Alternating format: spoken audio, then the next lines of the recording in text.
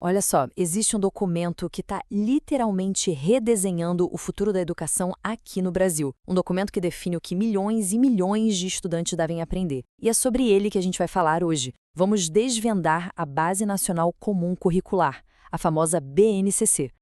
A BNCC, na verdade, nasceu para tentar responder a essa pergunta aí. Uma pergunta que é fundamental, né? O que é essencial que todo estudante aprenda na educação básica, não importa onde more?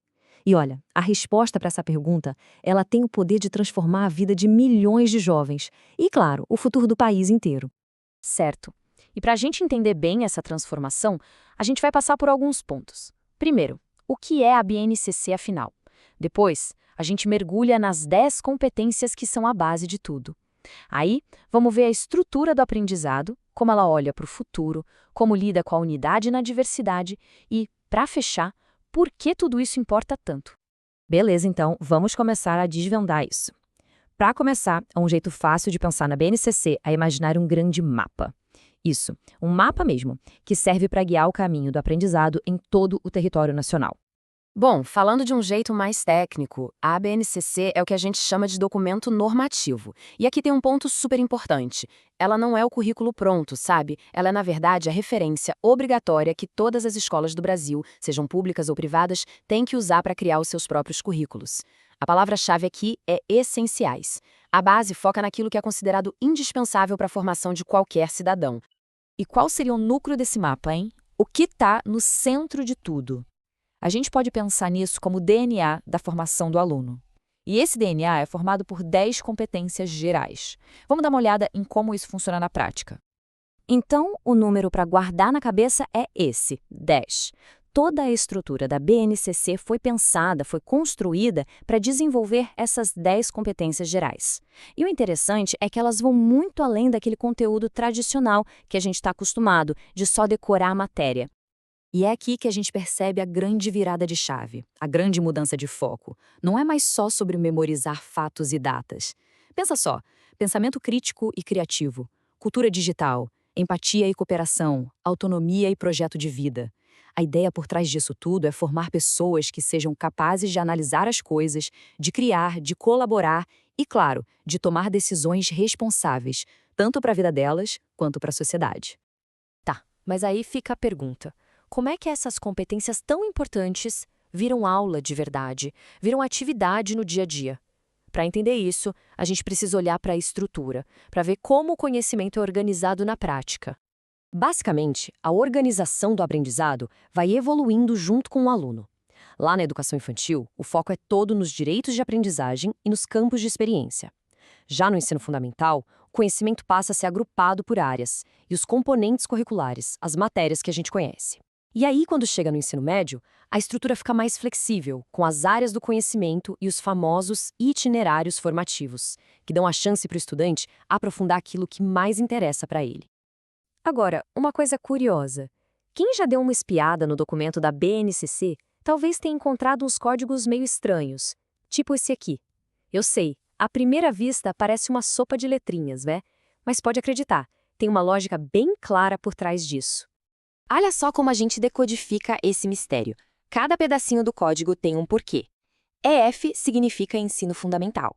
67 indica que é para o sexto e o sétimo anos. O segundo EF é a matéria, educação física. E o 01 no final é o número da habilidade.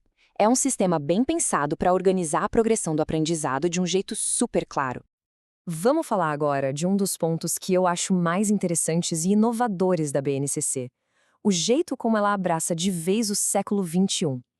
Ela basicamente traz a escola para a era digital, porque reconhece uma coisa óbvia: o mundo mudou, e a educação precisa acompanhar essa mudança.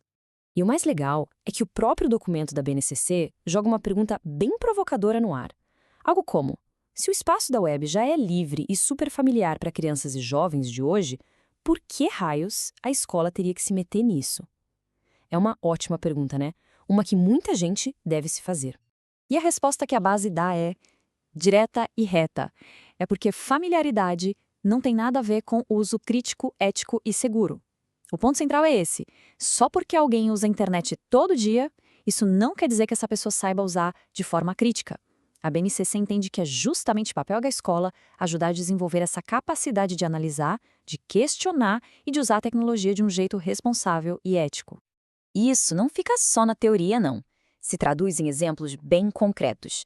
A BNCC chega a propor que a sala de aula seja um lugar para analisar vlogs, memes, playlists comentadas, fanfics, podcasts e, claro, um tema super atual, a análise de fake news.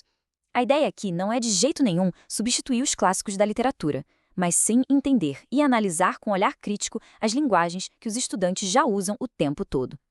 Agora, tem uma questão importantíssima quando se fala de um documento nacional para um país gigante e diverso como o nosso.